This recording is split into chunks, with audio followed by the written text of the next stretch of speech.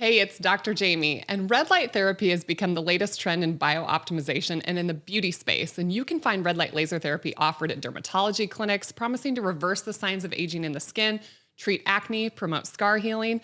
Red light helps your mitochondria, you guys, and the mitochondria is in the skin cells, and it helps absorb those photons. And if we can remember from high school biology, the mitochondria is the powerhouse of the cell. It generates the energy for the cell to perform its functions. Some of the reported benefits of red light therapy include reduction of fine lines and wrinkles, treatment of acne, healing of scars, treatment of seasonal affective disorder, increasing the healing of wounds, reducing painful joint inflammation, and increasing the recovery time between your strenuous workouts. If you want the red light I'm using, you're going to want to shop Cozy Red Lights. At Cozy, they offer simple, non-invasive at-home red light therapy devices that are easy to use and effective. Their devices emit 660 to 850 nanometers of red light and near-infrared waves that are clinically proven to penetrate deep into the skin to exert effects on a cellular level. You can use my code DRFIT, DRFIT, to start your red light journey today. Go check out the Cozy Red Lights.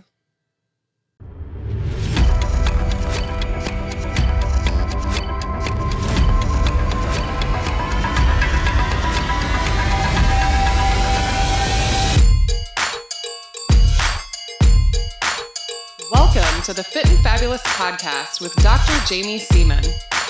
Hey everybody, it's Dr. Jamie and welcome back to the Fit and Fabulous podcast. It is so wonderful to have you here today. Thanks to everybody that's been listening to all of our episodes, downloading them, sharing with your friends around the world. You guys help us spread these important messages all over.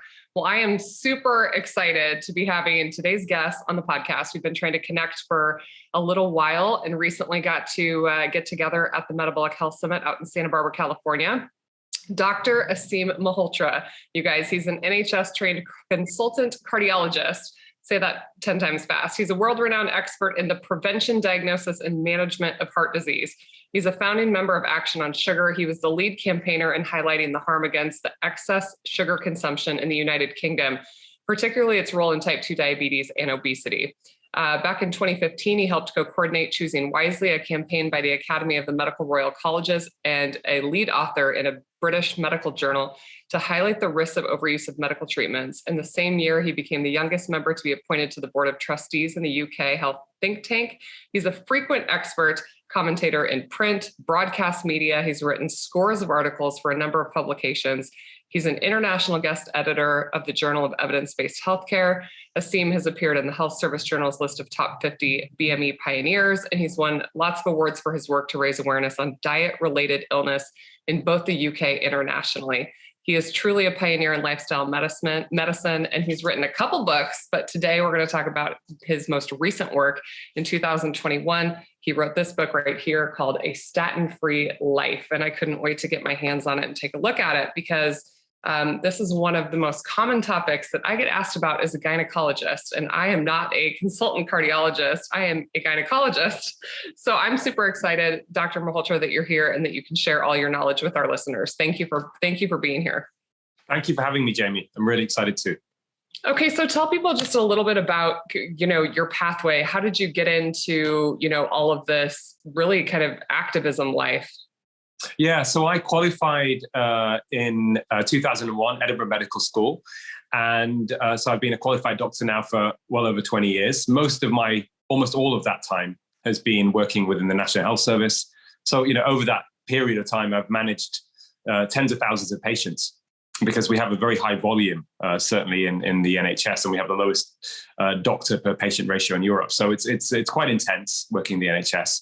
But what I found, Jamie, certainly since I qualified, gradually over about a 10-year period up until 2010 or so, I noticed that the healthcare system was under more pressure, both in terms of how we were managing patients in the NHS, but also being aware, of course, of this problem of obesity, which hadn't been tackled properly. And certainly 2004, as far back as 2004, the World Health Organization talked about this global pandemic, if you like, of obesity that was a major issue.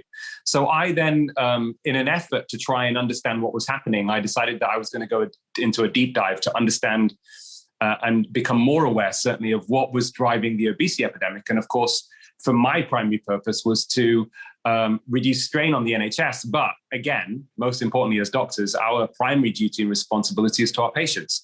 So really, in that journey over the last 10 years or so, I turned from just being a conventional jobbing doctor, if you like, to one of being an activist. And that activism takes many forms for me.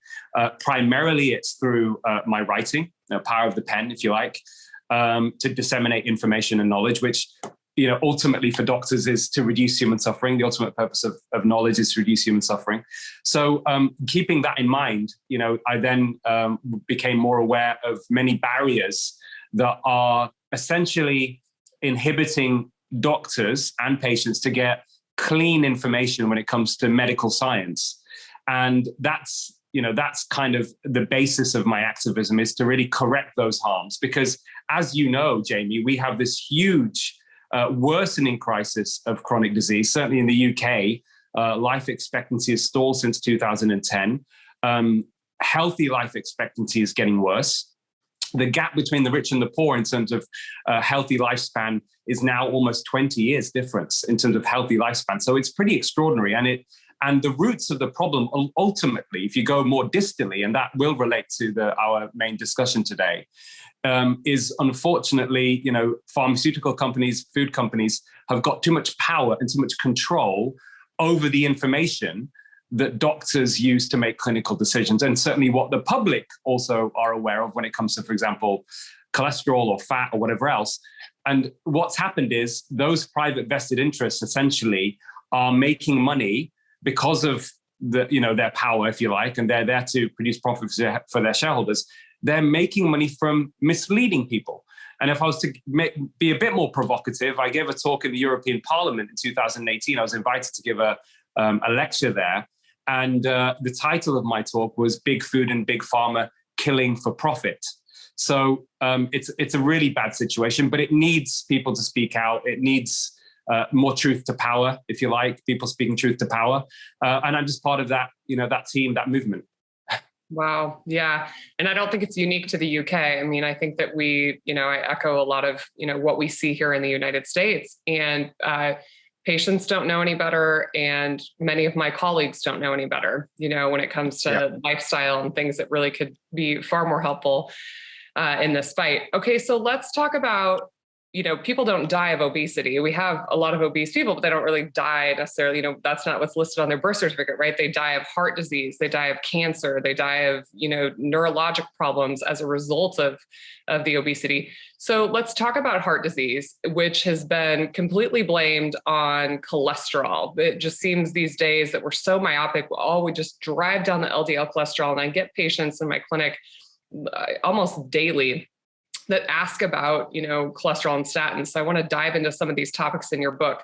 Can you talk about why cholesterol is a con? I mean, why is it ultimately blamed for heart disease, and why is that totally not true? Yeah, it's a great question. So just to reiterate your point, Jamie, just to give people some perspective about why this is such an important issue for everybody across the globe.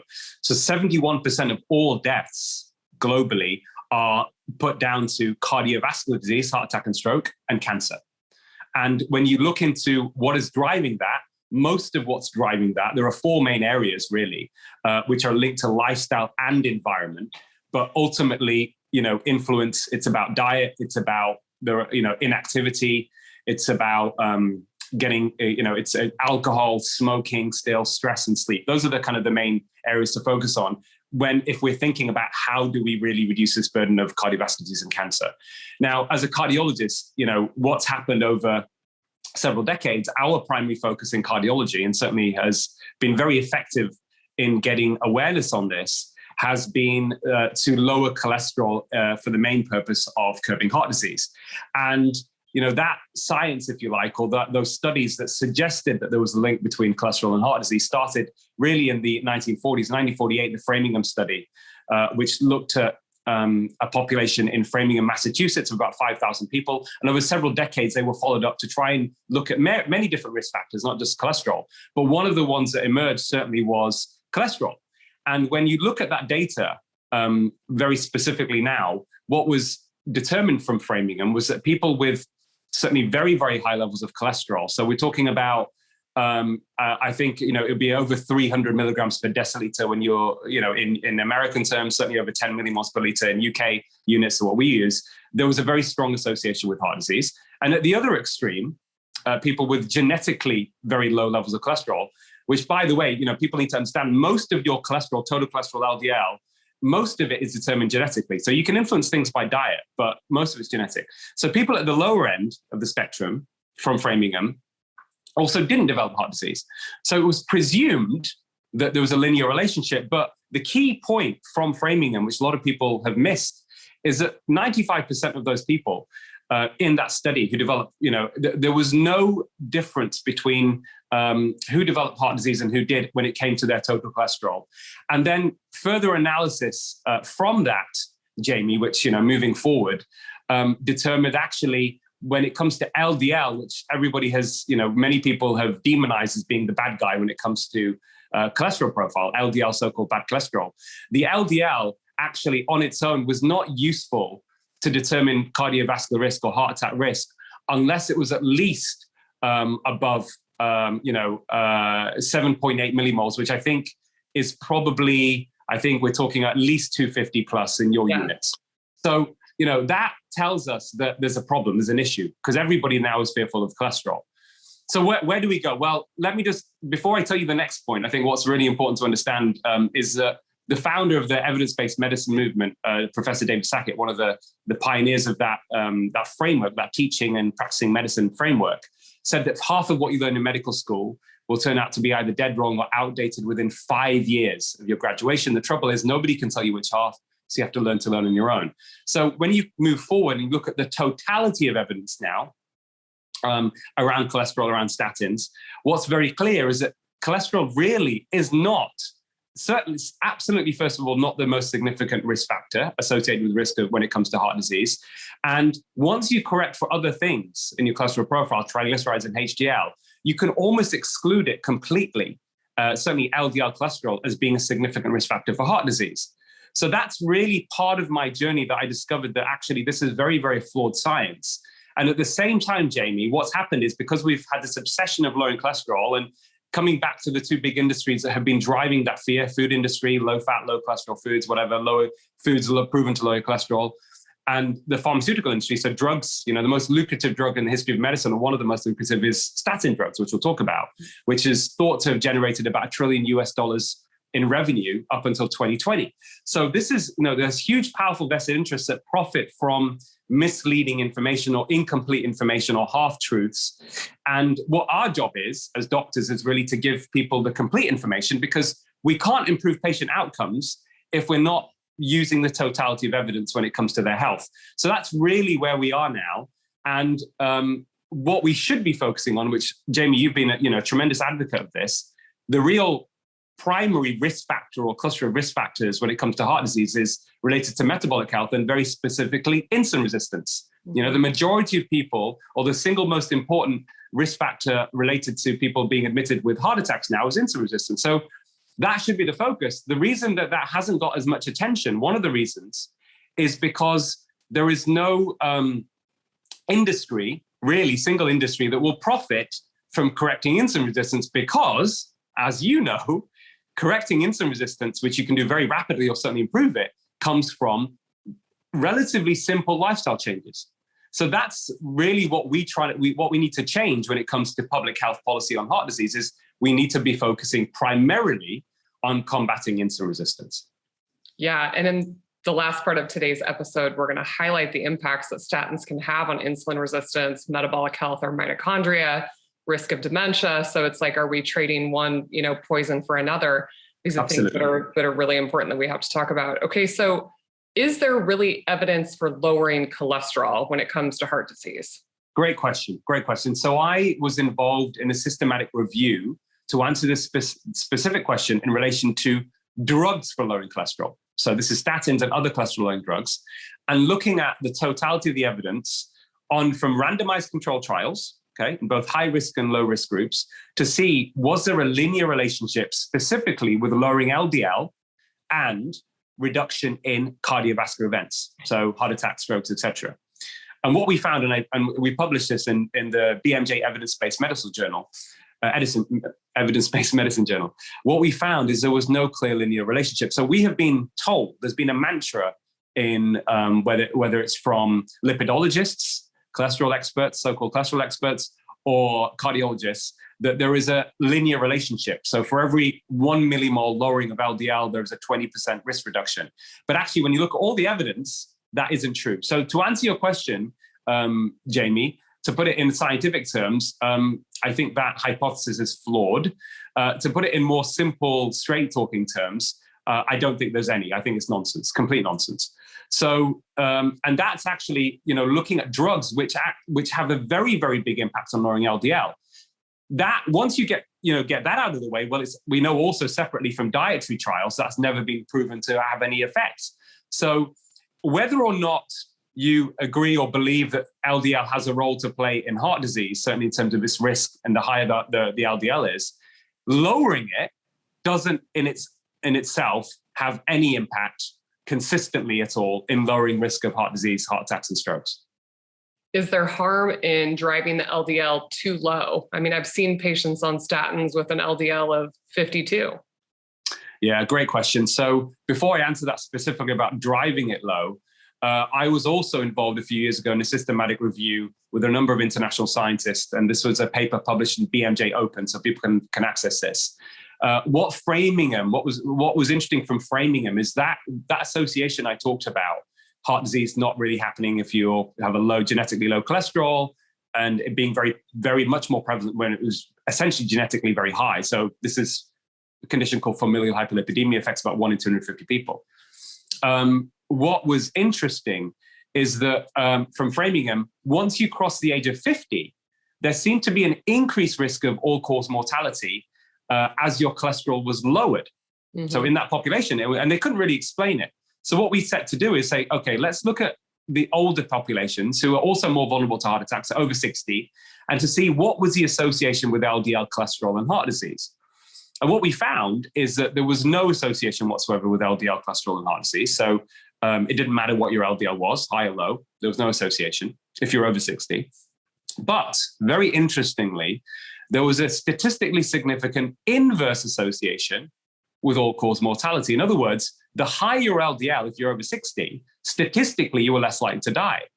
Now, that's also been reconfirmed in a study in Denmark, published at the end of 2020 in the BMJ. And this is, again, the same sort of question, but looking at all age groups, people aged from 20 to 100, looking at Danish population over about 10 years. And what they found was, when it comes to, they were looking at all-cause mortality specifically, saying what was the optimal value of LDL.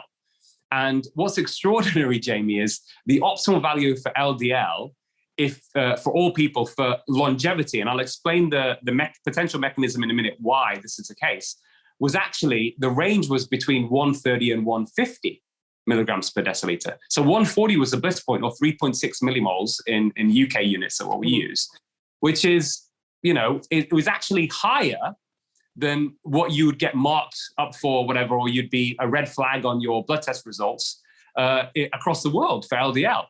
And the reason for this that we found, probably the most likely reason for this, is that LDL has a role in the immune system. So there is a likely protective role. And certainly this is important as you get older, because older people are more vulnerable to dying from infections like chest infections, for example, or stomach infections. It's likely there's probably a protective role for LDL and in terms of immune function. And the other association, which is interesting, you talked about driving it too low. Certainly in looking at people with people who had very low LDL cholesterol, there is an association with cancer. Now, that could also be an immune mechanism. So I think it's misguided to try and lower LDL as low as possible. When they looked at, people with heart disease, there was a slight association. And I think there is an association in the general population with LDL and heart disease. However, this hasn't been corrected for triglycerides and HDL. So again, what we're going to discuss is once you correct your triglycerides and HDL or improve it, you don't really have to worry about LDL unless it is at least, above 190 milligrams per deciliter. And then you may or may not have familial hyperlipidemia. And then it's more of, I think it should just be used as a potential marker of risk. It doesn't mean that lowering it is going to make any difference. So it's just a tool that we have But the bottom line from all of this, to not confuse people, Jamie, is we shouldn't be obsessing about lowering our cholesterol at all. Yeah, there's always more to the picture. Okay, so I want people to have like real actionable, something to leave with. Can we talk about a basic cholesterol panel? And I brought mine up. We can use mine as an example. So I used to have pre-diabetes. And back when I had pre-diabetes, my total cholesterol was over 200. It's currently 168. Okay. My triglycerides back then were about 150, and now they're 47. Amazing. HDL went from 50, now it's 69. And LDL went from 121 down to 95. So on a low carb ketogenic diet, I'm the person whose LDL went down. Amazing. Fantastic. Yeah. But can you tell people, when you talk about, I think every single patient opens up their panel and they see the LDL and it gets highlighted in red because it's above 100 in America. Talk to us about triglycerides and HDL and just this basic lipid panel. What should people be looking for if they go get their labs out right now? Yeah, so I think when we come back to talking about insulin resistance, Jamie, one of the surrogate markers, or a very important surrogate marker of your insulin resistance, is your triglycerides and HDL. So certainly in the UK units, and you'll have to just quickly check for me what the US units are in conversion, you want your triglycerides to be less than 1.7 millimoles per liter, and you want your HDL to be above 1 millimole per liter. So I can't remember what the conversion is. Maybe you can just check that. So in the US, you want your triglycerides less than 150. And then HDL, they give different recommendations for men and for women. Women tend to be a little bit higher in HDL. So men over 40, women over 50. There you go. So that should be what you're focusing on. And actually, when you do that, then in terms of cholesterol profile, you are in the best possible category where, in my view, certainly all the data I've analyzed, when it comes to both preventing and reducing progression of heart disease, because studies have shown in people with heart disease, the triglycerides and the HDL ratio is actually the most important determinant from the cholesterol profile of progression of heart disease too. Now, how do you alter the triglycerides and HDL? We know that the drugs haven't really had an effect because some of these drugs will affect your triglycerides, et cetera. So, my approach is let's try if we can. It doesn't mean there isn't a role for drugs. And of course, I'm also saying statins. I'm also not saying statins don't work. We'll come on to the mechanism of benefit from statins in a minute so people can understand it in absolute terms. But what we should be focusing on primarily in medicine, Jamie, people don't generally want pills because pills don't, certainly for management of chronic disease, these sorts of diseases, whether it's high blood pressure, type 2 diabetes, cholesterol, et cetera, one thing they do not do is improve the quality of your life, right? And if you get side effects, then they're going to make it worse. But lifestyle changes are going to have two effects. One is most likely they're going to improve the quality of your life, and they're going to reduce your risk of dying prematurely or having problems further down the line. So really the focus should be on improving your cholesterol profile, specifically the triglycerides and HDL. That's for me, what I do with my patients is a primary focus by concentrating on the lifestyle. Okay. Who can statins help then? Who is the patient that statins could help? Great question. So potentially everybody, but when I break it down, I think most people listening to this, and there's good data to back this up, the majority of people around the world taking statins, if they were told their absolute benefits for them individually, would not take the drug. Okay? So before I tell you this, it's very important for people to understand that there is something called absolute risk reduction and relative risk reduction. Relative risk reduction tends to exaggerate the benefits of any intervention, but for a person to understand their individual benefit from anything, any drug that they're taking, then they need to know the absolute risk. And that's important for informed decision-making or shared decision-making or even informed consent. I mean, it's ethical. In fact, it's not just my view. 2009, the director for the Center of Health Literacy in the Max Planck Institute in Berlin, his name is Gerd Gigerenzer, like literally the leading figure in the world around his statistical and health literacy. He said it's an ethical imperative that every doctor and patient understand the difference between relative and absolute risks to protect patients from unnecessary anxiety and, wait for it, manipulation. And when he talked about manipulation, he was talking about drug industry manipulation of information to mislead people, etc. Okay, so if you have a low risk of developing heart disease in the next 10 years, and this is basically less than 20% risk of having a heart attack and stroke, and I've published on this, so this is all validated information I'm about to give you, and it's in my book, of course, then the first thing I always tell patients is that taking a statin religiously every day for 5 years, and the reason we say 5 years is that the randomized trials on statins only lasted 5 years, will not prolong your life by 1 day. Okay, so there is no mortality benefit. The next question is, well, what are the non-mortality benefits, specifically reducing the risk of having a heart attack or stroke, which is the main reason why statins are prescribed. And that is approximately about 1%. You can look at different studies, but it's about 1%.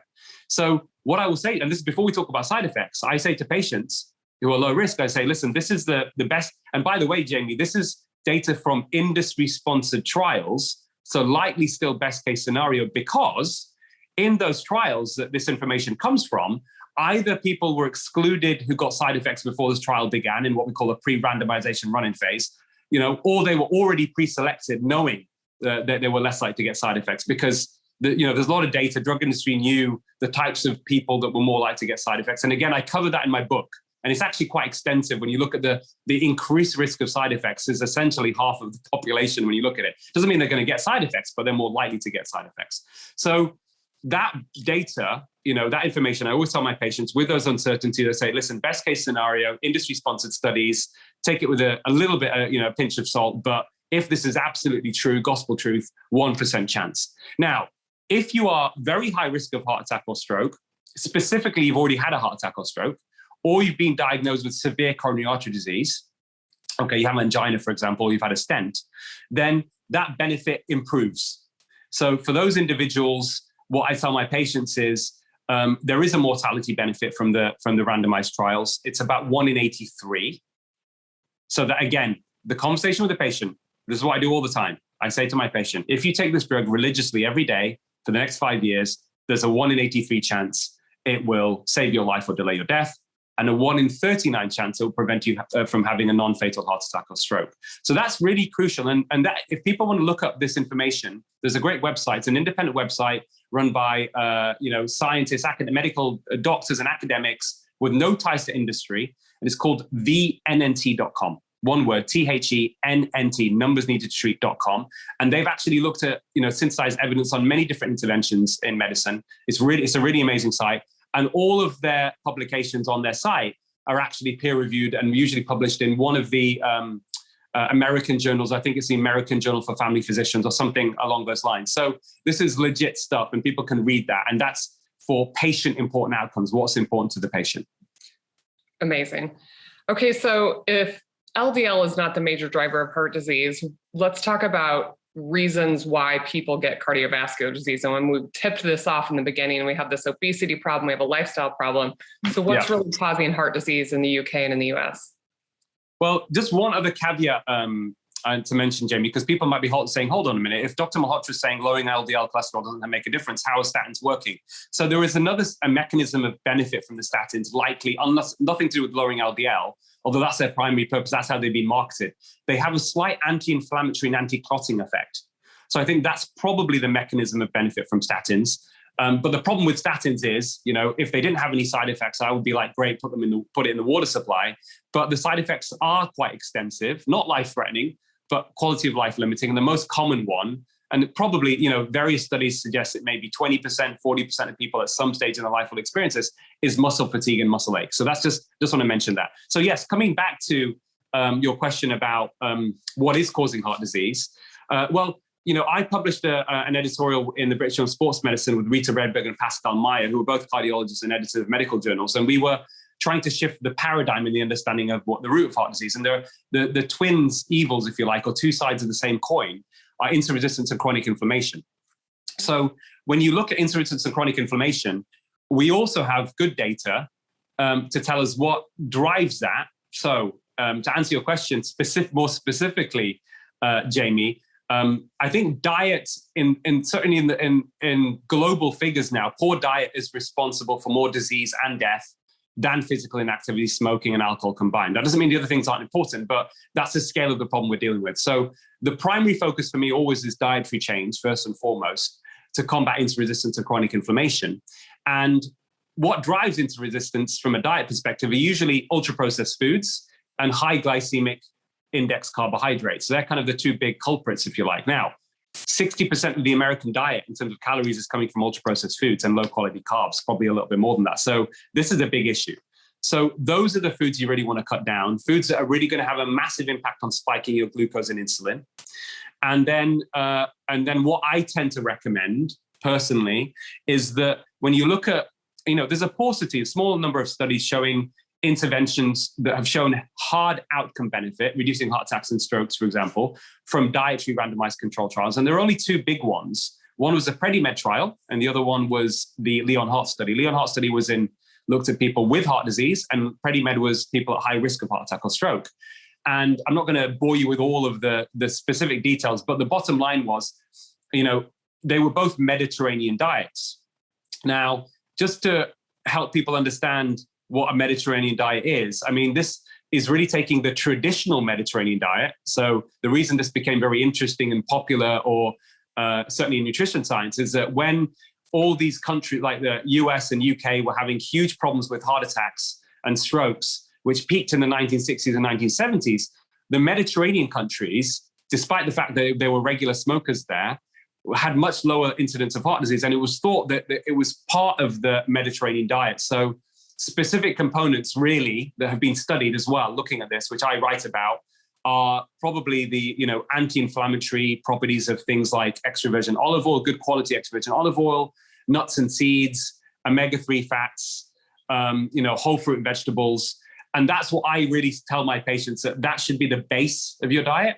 And then not to eat, what we call high index high GI glycemic index carbohydrates. So your starches, your sugars. So that's what you really need to be focusing on eliminating, and you have to have more of an abundance of the rest of the stuff. So I hear a lot of cardiologists these days discussing diet, which is great, but I'm hearing a lot of noise about plant-based diets, especially for people with heart disease. Even my own mother was recommended, a plant-based diet. And I have a lot of concerns with, first of all, it's a very generic term.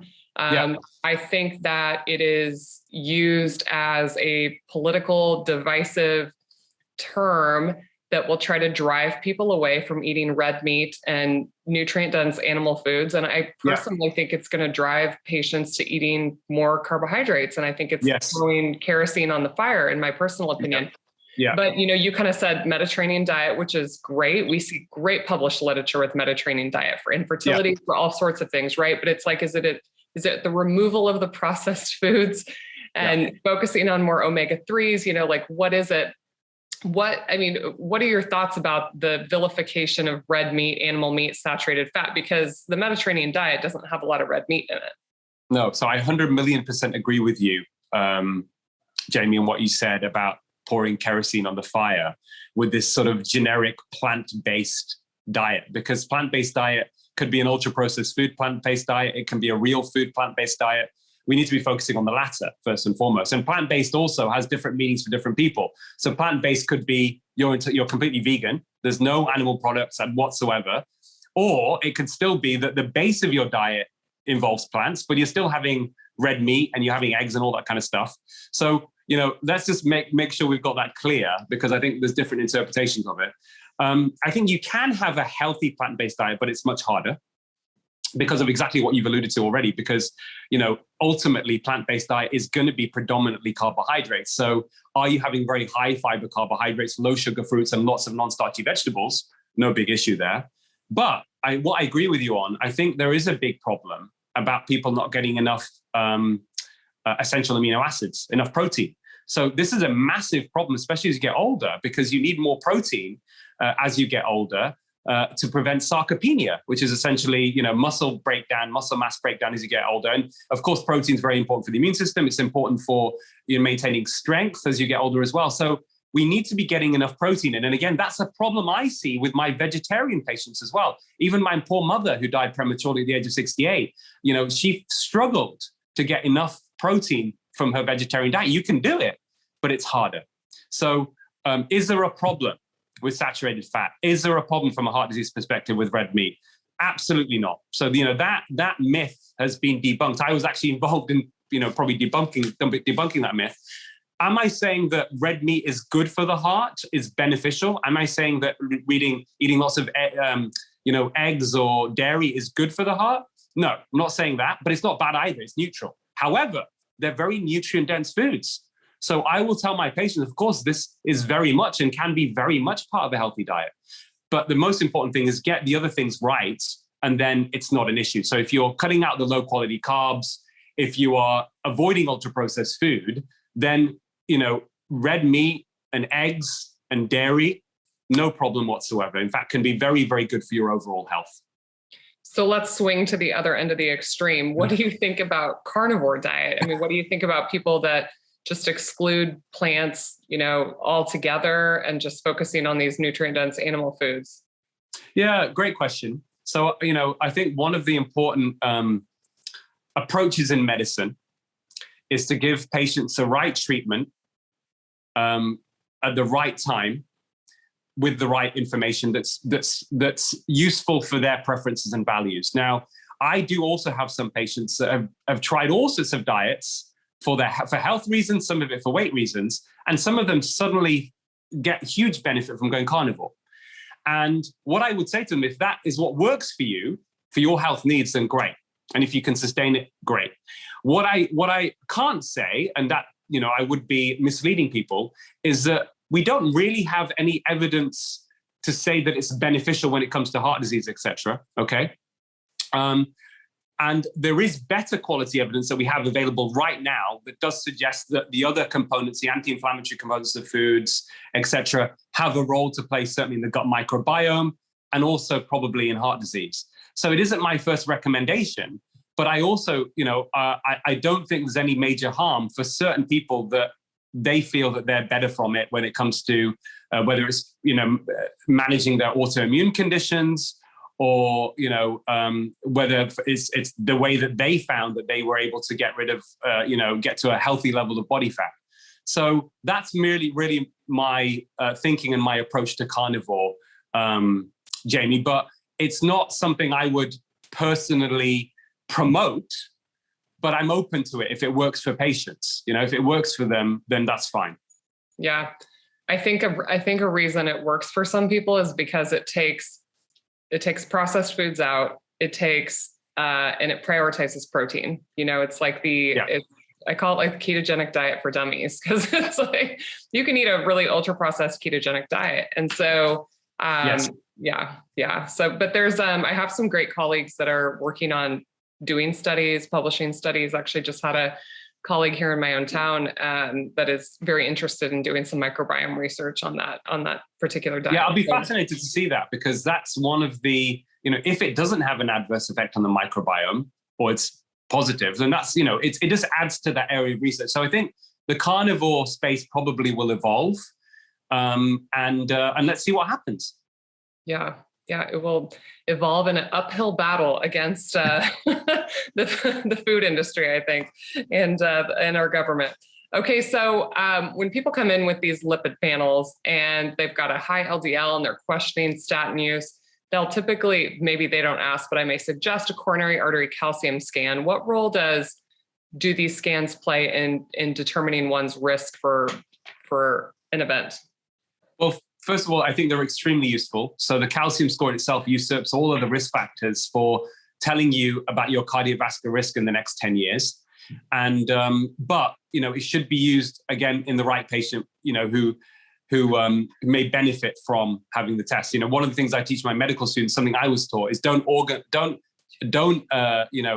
organize a test unless it's going to change, the results are going to change the management plan. So I think that's really important, because people get a lot of health anxiety, et cetera, from tests that they don't really need. And then what do you do with a calcium score that's not zero, but it's a little bit high? And all of those things need to come into the equation. But again, that's also based upon everything that the individual patient is presenting you with. So you have to, look at it from that perspective. But you're absolutely right, Jamie. It's a very useful scan. It's only really a validity once you're over 40 in males and probably over 50 in females. So that's important to know. People at very young ages, it's not useful to get it done at young ages. But it is very, very helpful. And certainly I find with some of my patients that come to me with very, very high cholesterol, genetically high cholesterol, who are really fit and well, and they've been scared, for example, their cholesterol's come back and their total cholesterol is above 300, whatever, LDL is close to the same. And I've had consecutive patients who've been actually females in their 50s who've had their cholesterol checked for the first time, and it's through the roof. And they don't want to take a drug, but they're being scared. They're being scaremongered by their doctor, even lipidologists saying, literally, this is a death sentence unless you take statins. It's like you've got terminal cancer, which isn't the kind of language I would use. And what I've done is I've used calcium scores or even CT coronary angiograms and found that their coronary arteries are pristine, they're clear, completely normal. Because if it's a risk factor for them, they've had it since birth, in their 50s, they will have some evidence of heart disease and it's been nothing there. So I think that's also an important lesson, is that although familial hyperlipidemia is definitely very strongly associated in general with the development of premature heart disease, they're not all the same. They're a heterogeneous group. So about 70% of women and 50% of men untreated with genetically very, very high levels of cholesterol will not develop premature heart disease. And then I also was again involved in another publication in BMJ Evidence-Based Medicine. What we found with FH, which is really interesting, is that in the people that develop heart disease with FH versus the ones that don't, there's no difference in the LDL. So this suggests there's something else going on in these patients beyond the LDL that is putting them at increased risk. And we think there is some evidence suggesting there's an abnormality in their clotting factors. There's something going on with their clotting that makes them very high risk. But again, what's really interesting, Jamie, in these patients is that if their insulin was low, was in the normal range, and their waist circumference was also low or normal, then they were only very, very slightly at increased risk of developing heart disease in the long term versus people with optimal metabolic health. So that's a really great lesson that for all these FH patients, whether or not you want to use a statin, and that may have a role to play once people are understood about the actual benefits of it individually, is that we should be 100% focusing on combating insulin resistance through lifestyle changes. Yeah. I think that people say, well, it's in my genes, it's genetic, I'm descent. We could even use like the BRCA gene, BRCA1. It's not 100% risk of breast cancer. Lifestyle still, these epigenetic changes are way more important than your genes and your DNA. So we've talked about the importance of diet and elimination of ultra-processed foods, elimination of, flours, sugars, industrial vegetable oils, especially if they're heated. Let's talk about the role of exercise and what's the optimal amount for, risk reduction for cardiovascular disease? Well, before I answer that question, I think what's really interesting is I studied one of the healthiest communities in the world. The home of the Mediterranean diet, traditional Mediterranean diet, is a southern Italian village called Pioppi in the province of Salerno. And, these people, it's just an amazing environment to be in. They're not very affluent, but they're a fishing village, very strong sense of community, no processed foods, very Mediterranean type of lifestyle. But there was no gyms traditionally in these communities. They weren't doing any so-called, in quotes, exercise, but they were just moving. They were constantly moving. They're out, they're in the fields, they're walking up hills, that kind of thing. So that's a really important lesson, I think, to learn about. I think it's about not being sedentary. Do what you enjoy when it comes to exercise. I think if people want a prescription, what I tell them is, it seems to be pretty consistent that if you do 30 minutes of moderate activity 5 times a week, so 150 minutes a week, that's still almost pretty much, I think, the bliss point when it comes to exercise. And the reason I say the bliss point is that we also have data, Jamie, that if you exercise too much, then certainly if you're doing more than an hour of moderate to intense physical activity a day, then there is an association that can increase your risk of heart disease. And certainly very interesting data showing that 11% of elite athletes in their 50s will have calcium scores above 1,000. So this is through the roof. This is not high, this is very high. And it's not fully understood why. My own clinical intuition on this, and I have some patients, by the way, that come to me who've, people in their 40s and 50s having heart attacks. And these are guys who have 6 packs, by the way. So it isn't just all about excess body fat. And when you talk to them, they are just, hammering it in the gym and doing a lot of exercise, a lot of intense exercise. And I think and also not sleeping great. But I think what's happening is in certain people who are susceptible, the exercise increases stress hormones and cortisol. And I think if you're otherwise stressed, you're not getting good quality sleep, and you are this sort of person that's doing lots of exercise, I think it can be a really, really bad combination. It can be, pardon my language, it can be a shit show when it comes to your heart. So I think people need to be a bit more mindful, especially the people that are addicted. And by the way, I'm speaking as one of those people. Jamie. I mean, I would call myself, I'm probably addicted to exercise. Unless I do some form of physical activity on a daily basis, I get withdrawal. I mean, honestly. So I know you can probably relate to that too. But I've had phases in my life where I've burnt myself out, where I've been overdoing it. And I didn't know at the time, I crashed. But now I'm much more mindful. And again, I think the other thing with exercises as well, it can also be meditative. So, things like yoga, which actually is a great form of physical activity, or Pilates, it's actually a great way of getting exercise, but also it's meditative as well. So I think these are also really important modalities. I mean, there's lots of different ways to keep moving. And I would just say mix it up, really. Just have variety. Yeah, no, I'm a huge fan. What do you think? Yeah, I'm a huge fan of just general movement. My social media followers know I always use this hashtag, always take the stairs, ATTS, because there's just so many things in our day where we avoid activity, right? We try to find the closest parking spot. We take the elevator instead of the stairs. Yeah. And then we sit at a desk all day. I actually love my job because I get to get up, go to the clinic room, come back. I'm walking all over the place. Yes. Yeah, absolutely. And the other part of it is that we're inside all day, just getting outside. I try to get my patients out and listen, 10-minute walk after your lunch each day. You're going to get sunlight. You're going to get fresh air. You're going to walk for 10 minutes. There's just so many benefits to all of this. But so I just think general movement. But I think that when it comes to, if you're going to exercise, if you're going to say, I'm going to the gym for 20 minutes or 30 minutes, I think that most people would get more bang for their buck with cardiovascular risk reduction doing resistance training compared to cardiovascular exercise. I don't know what it's like in the UK, but in the US, if you go into any traditional gym, there is 500 treadmills, 500 elliptical machines. And they're also not that great for your joints, Jamie, as you get older. I mean, I've converted. I used to be a runner. Now I do cycling. I mix it up. But just to give you an idea, and I've studied this in so much detail around exercise and cardiovascular disease. And I like to follow my own advice. I think it's important. Be the change that you want to see. Now, not everybody can achieve this because I was a high functioning sportsman at school. I captained sports teams, all that kind of stuff. So I'm just carrying that on. But if people really want to know from an optimum point of view, yes. I mean, I think I do resistance training at least 2 to 3 times a week. I'll do moderate cardio and mixture of bike at least 3 to 5 times a week. And once a week, I'll do high intensity interval training, which either is on the bike or I do sprints outside, in the park. So that's kind of my routine. But I'm very, I'm probably, you and I are probably in a very small percentage of people that are getting to that level when it comes to activity. Yeah, I mean, if you're doing resistance training correctly, it's a cardiovascular workout. And and then, yes, I love, short burst, high intensity sprinting. I mean, you don't have to be in the gym for an hour. You can get a very effective workout. When you look at the world-class sprinters, they work out for, I don't know what it is, 6 minutes a day or something crazy. Yeah. I mean, so for people that are like, oh my gosh, I don't have time. You don't need very much. Yeah, so, absolutely. Okay. Love that. So you mentioned yoga, Pilates, meditation.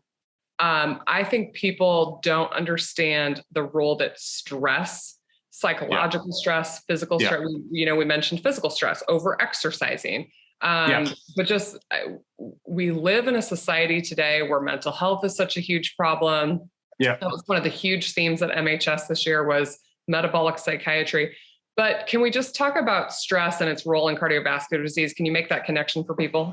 Yeah, it's huge, Jamie. So the data is now quite clear that when you look at chronic psychological stress as a risk for heart disease, it's of similar magnitude to having any other risk factor. So being a smoker, having high blood pressure, having type 2 diabetes. So this is a really important area that we should be focusing on. And this is on average. Some people are going to have it, stress levels through the roof. And many people these days, in the way that we live, but also certainly it's probably been worsened, unfortunately, by the pandemic.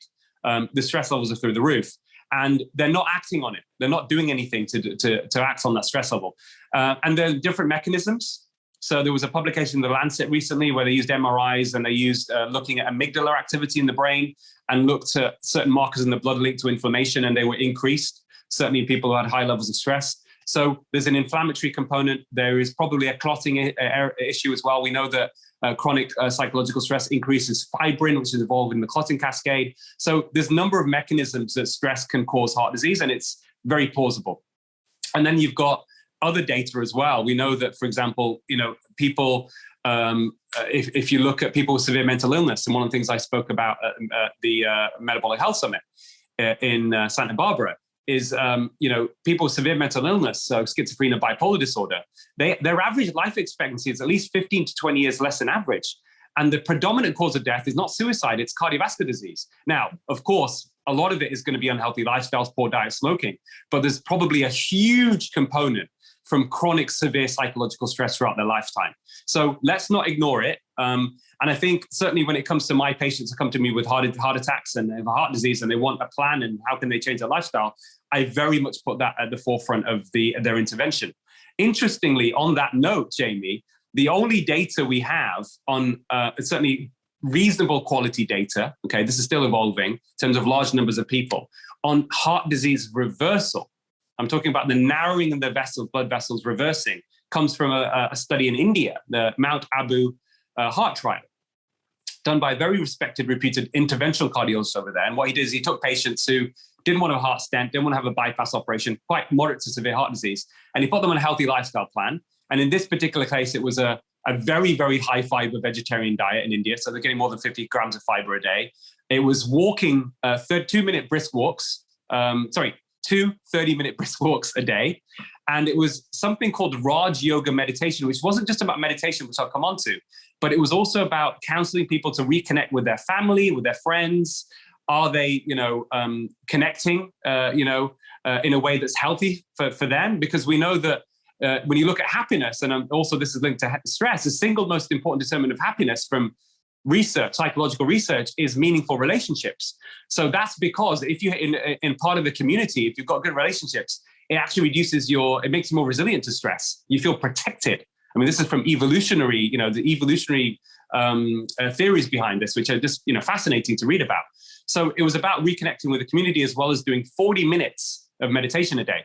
Anyway, long story short, they collected the results. They look at the results again 2 years and a few years later by repeating coronary angiograms, the gold standard test, looking at the arteries. And the people that had adhered to the healthy lifestyle program had an average of a 20% reduction in stenosis and narrowing of the blood vessel, stenosis of the arteries, Jamie, which is extraordinary. It's unheard of. So a 70% narrowing becoming 50%, a 50% narrowing becoming 30%. So the question is, what from the lifestyle had the biggest impact? And by far, the single biggest impact for heart disease reversal was 40 minutes of meditation a day. Wow, that's incredible. And it's available to anybody that wants to do it. Yeah. Okay. Take it, and it's not easy. A lot of people listening to it think, oh my God, 40 minutes is a lot. It sounds like a lot. Do it, build it up slowly. Start with 10 minutes, 20 minutes, 30 minutes, build it up. There's apps out there. There's great apps. And if you're struggling to do it through an app, then go to a class, do Tai Chi, do Pilates, just find other ways of you really focusing on, it's all about breath work. Ultimately, it's about breath work. Yeah. And it's also like, there's a term for it. It's deep rest. It's like awake deep rest, like just finding a time in your day where you're removing all these external, stimuli, putting your phone down, turning your computer off, being just mindfulness. It's like, we just don't get enough of it. Okay. Well, I end all my podcasts with something called the Semen Analysis. And I pulled a great study that I think you'll love. It's very pertinent to the topics that we've talked about. It was in the Journal of Cachexia and Sarcopenia, and it was in April of 2021. So just this last year. And it's called The Effects of Statins on Mitochondrial Pathways. And this study, they really highlighted a lot of the things that Dr. Malhotra has talked about with statins. And, the way that statins work is they inhibit an enzyme that reduces endogenous cholesterol synthesis. So basically our liver makes, its own cholesterol, and it increases LDL clearance by promoting receptor expression in the hepatocytes inside the liver. And just like Dr. Malhotra also kind of highlighted, that statins have a pleiotropic effect. So they do other things. They stabilize the plaques within our arteries. There's some immunomodulation that happens, these anti-inflammatory properties, improvement in the endothelial function, antioxidant, and this anti-thrombotic action. So an anti-clotting action for those of you that don't know what that means. So they have all these great benefits, but they can elicit these adverse reactions such as myopathy that Dr. Malhotra kind of highlighted was, muscle pain, fatigue being a huge problem for patients on statins. And studies have shown that the mitochondria actually play a very important role in the statin-induced myopathy. So mitochondria, you guys are going to start hearing this word over and over and over. And this is the powerhouse of basically our metabolic health. So in this review, what they did was they tried to look at the mechanism of actions that statins had on the mitochondria. And the results show that they have a lot of actions. That includes reduction of CoQ10, which is part of the reason that it causes the myopathy. It inhibits the respiratory chain complexes, induces mitochondrial apoptosis, meaning mitochondria literally die, dysregulation of the calcium metabolism, and carnitine palmityl transferase 2 expression. So the use of statins in pathologic conditions, it can actually drive things like diabetes and dementia because of the interference in the mitochondrial pathways through these different mechanisms. Wow. And so these are things that we just have to recognize that, we always have to be looking at the risk benefit. Everything we talk about in medicine, there's a risk and there's a benefit, and you have to figure out in each individual situation, in your individual situation, which one outweighs the other. And so I just wanted to highlight this pathway and, so people can understand that we don't have any magic. We don't have any magic medicines. And at some point you're going to have to do the work that we've talked about today on the podcast. Look at your diet. How can you clean it up? Where can you add some movement? Where can you add some meditation and mindfulness and breath work? There's a host of other things that can reduce your risk too. Sleeping, we didn't even get to talk about that. But Dr. Malhotra, you have any last thoughts on all of that? No, it's fascinating. And it makes sense, because that's what we see in the real world, these patients complaining of muscle symptoms. And now we've got very clear evidence of the mechanism. So I think this is really interesting information, Jamie, but I agree with you again. It's about the individual patient and risk benefit for them and true informed consent. Unfortunately, that's lacking in a lot of medical care. Something I'm working on in the UK to try and change so that every doctor can have these conversations with patients about true benefits and risks of drugs that for outcomes that are important to patients. But also what we need to do is educate doctors about lifestyle. Unfortunately, that isn't something we are trained in medical school. Certainly postgraduate training needs to improve to really meet the challenges of the modern world in terms of deteriorating health. And most of it's chronic disease, and it's preventable and it's reversible. So there's hope for the future, but we got to fight for getting that message out there. I love it. And I so appreciate the work that you do, Aseem, being such a great activist. And if you guys haven't checked this out, go get this book, A Statin-Free Life. It's an easy read, but it still has all the science in it, and it has a plan in it that you can start to implement into your life. So go check that out. But Dr. Malhotra, tell people where they can find you, how they can see your work, and how they can help you in your mission for what you're doing. Thank you, Jamie. So I'm on social media, on Twitter, Dr. Aseem Malhotra, on Instagram, Lifestyle Medicine Doctor, Facebook as well.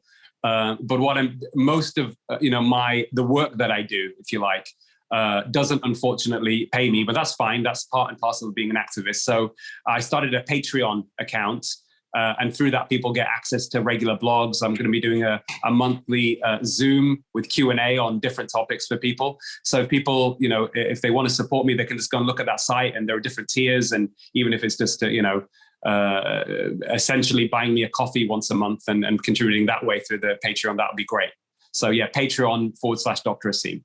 Wonderful. We'll put that down in the comments for all you YouTubers and on our Apple Podcast links too. Dr. Malhotra, thank you for your time. Thank you for your knowledge. Thank you for what you're doing for the world. Keep fighting the good fight. And maybe there's some people listening that want to join us. My pleasure, Jamie. Thank you so much. Thanks, everybody. Make sure you like this episode, download it, share it, put it on your social media. Somebody's going to get something out of this. So thank you for listening and for helping us. Everybody have a good day.